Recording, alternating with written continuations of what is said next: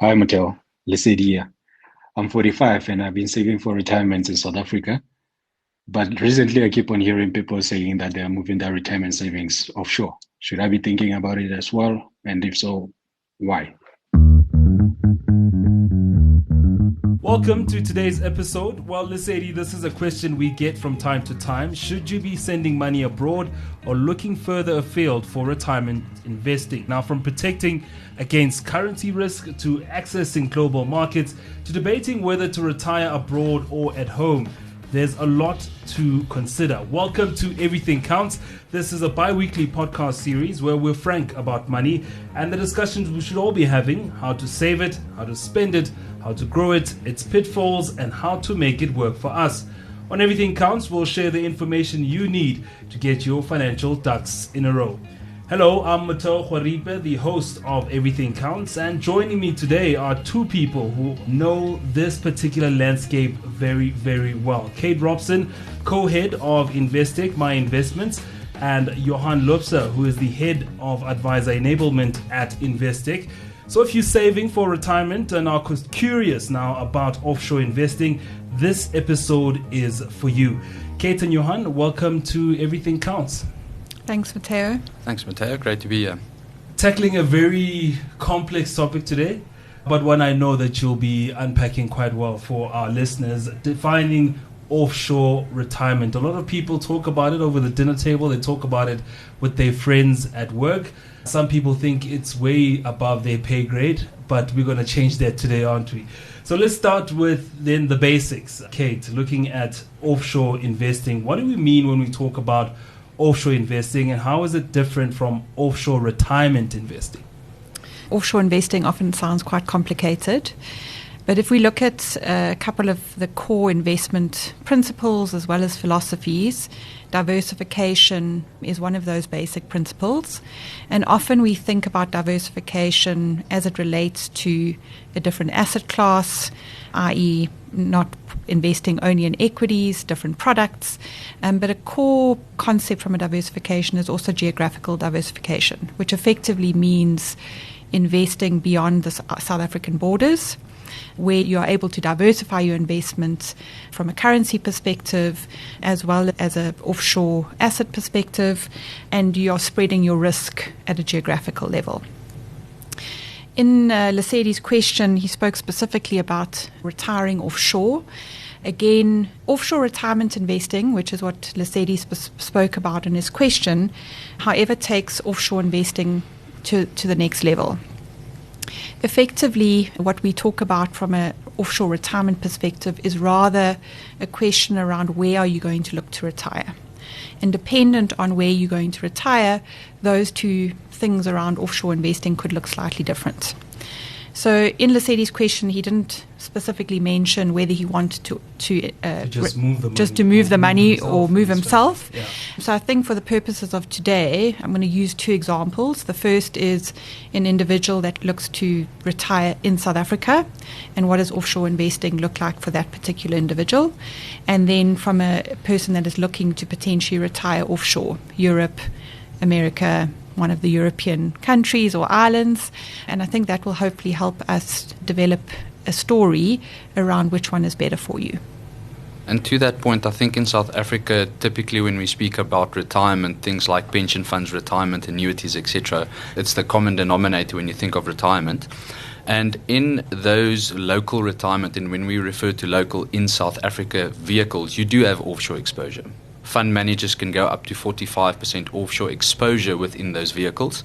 But when we look at it from an offshore retirement perspective, there's two parts to it. So there's the actual where are you going to spend money, and then there's also the diversification in terms of what is your funds exposed to.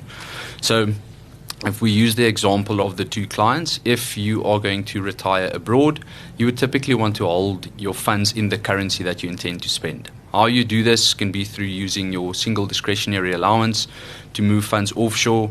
Every South African can move R1 million offshore, or through a foreign investment allowance that allows you to move more money offshore with the relevant clearance.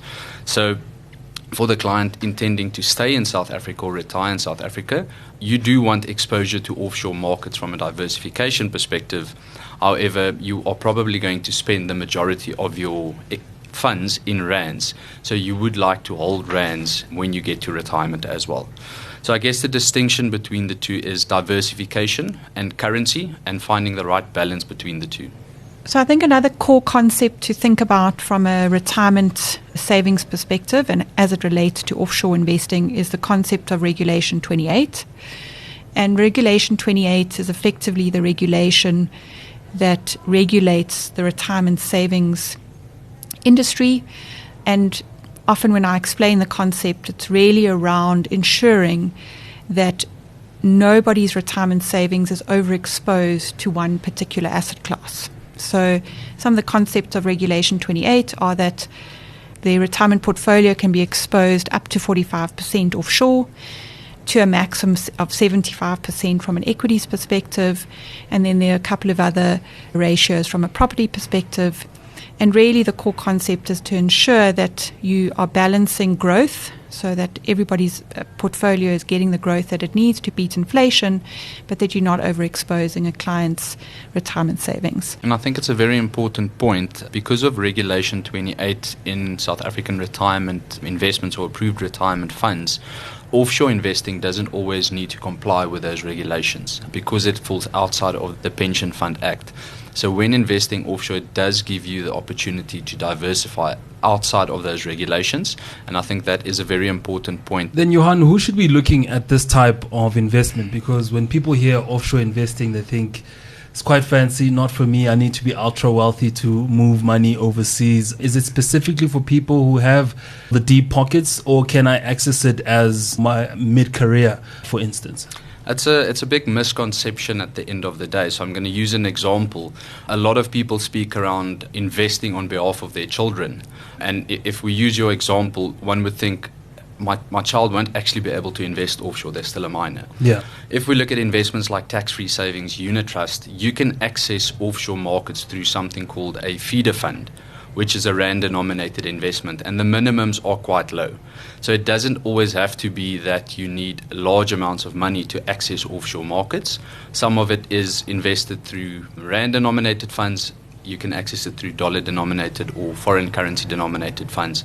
There's slight differences between the two, but I think it is accessible for both clients that want rand exposure as well as foreign currency exposure. Just depends just how much money you want to move at the time. Kate? Yeah, so I think, again, I think there's this myth that you've got to be a millionaire to start to externalize I've thought money. this before. Obviously, from Johan mentioned it earlier, is that from a single discretionary allowance perspective, you as a South African citizen are able to externalize up to R1 million a year. There are many mechanisms that you can do that through. There's obviously the feeder fund, which is our denominated products. Then there's obviously externalizing money through your single discretionary allowance and investing offshore.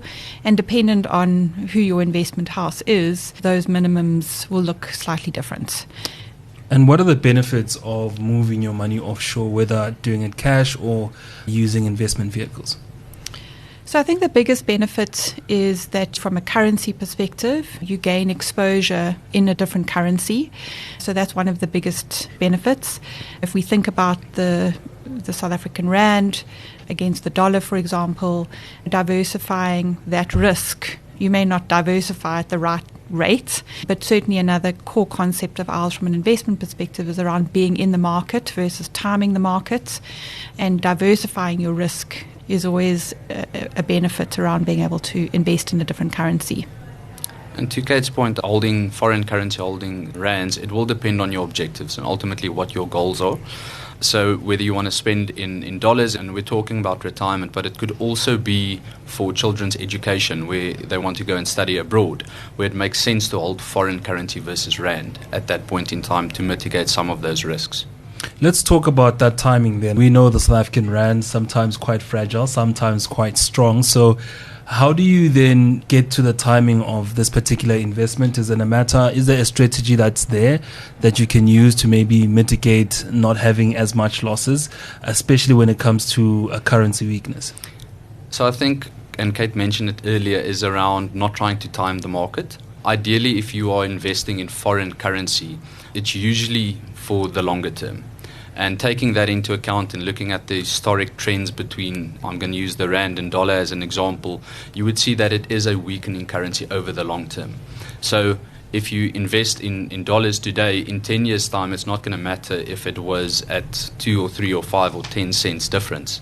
However, if your objective is in the short term, it does play a factor. So there are certain ways you can phase into the different currency at different times.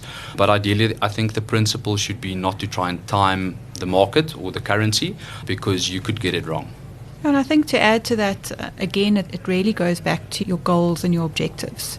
So I think if we use client one as an example, who effectively is looking to immigrate, immigration could be in 2 years' time, it could be in 10 years' time, and that will effectively inform your goals around when do you start externalizing, how much do you start externalizing in the context of how much have you got left in your single discretionary allowance that's available to you every calendar year. So again, it would go back to what is your goal, what is your objectives, what is your time horizon, and then together with your financial advisor, you would effectively build out a goal-based plan where, as you're getting funds in, you're potentially externalizing when it makes sense. And then from a local perspective, I think we've spoken quite a lot about that offshore investing if you're moving funds offshore. But again, from a person that is retiring in South Africa, over and above your retirement annuity regulation 28 principles, where 45% of your retirement funds can be exposed to offshore investments, you're also looking to ensure that your broader portfolio is diversified from an offshore point of view. So that might look like still externalizing money every year or investing into a feeder fund so that your offshore exposure is aligned to the goals that you're looking to meet. From a timing issue, when we're talking about age, Lesedi says it's 45. Is there a particular age you should be looking to move your money offshore? It doesn't really matter.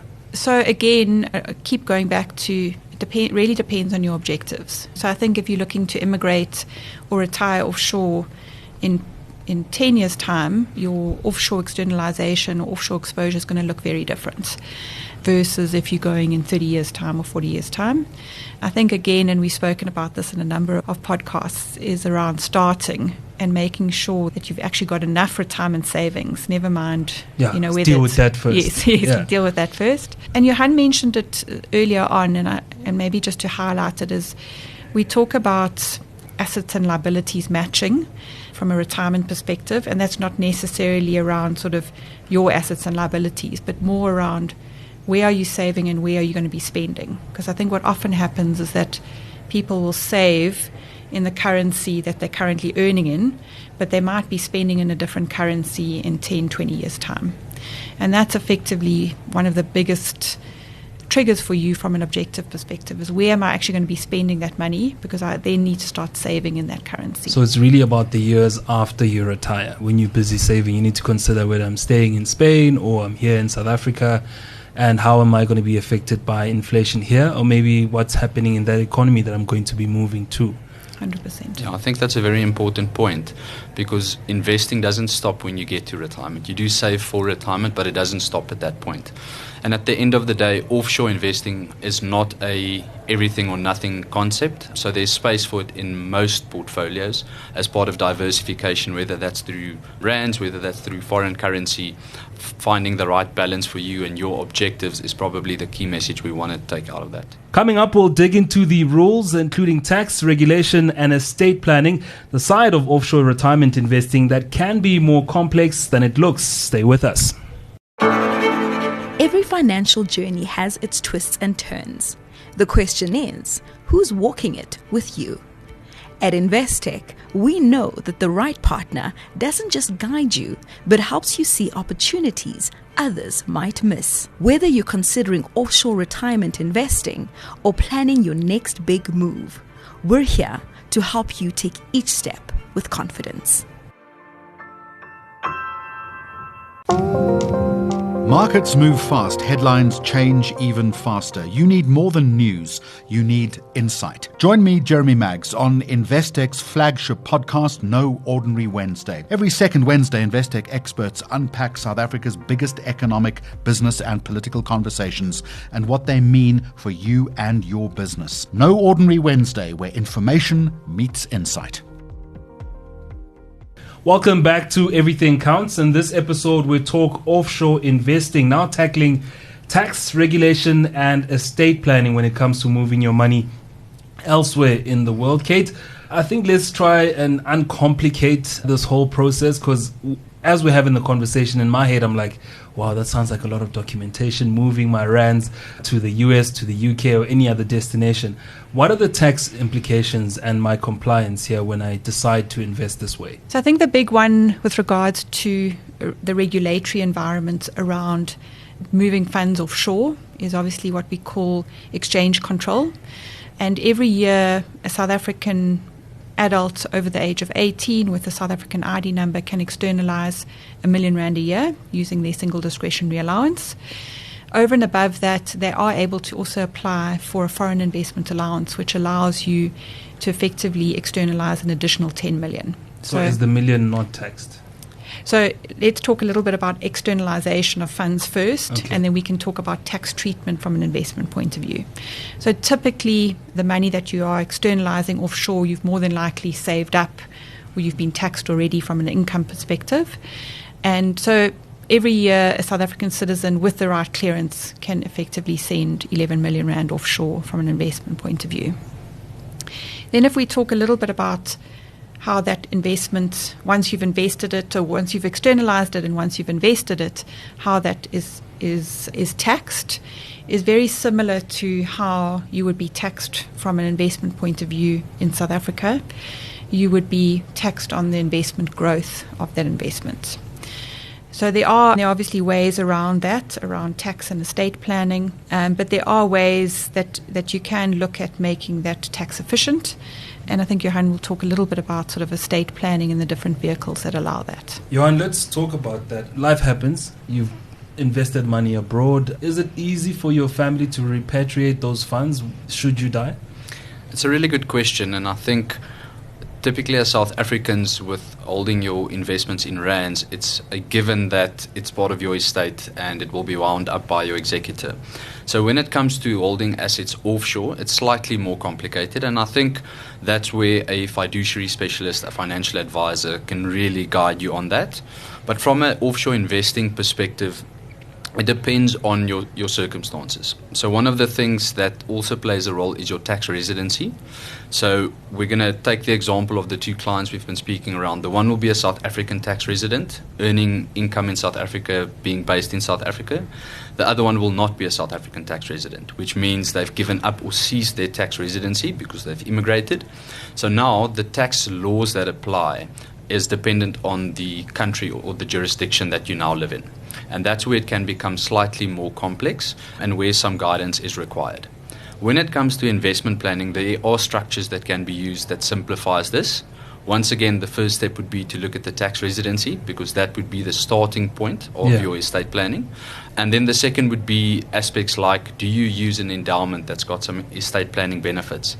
Does that make sense for you and your circumstances? There's things like offshore trusts. Is that something that's applicable to you? Or is your investment and the way that it is set up, whether it's local, whether it's offshore, sufficient from an estate planning perspective? I think the key principle there is that it can sound quite complex, but with the relevant specialist, they can guide you and give you advice based on your tax residency and your unique circumstances.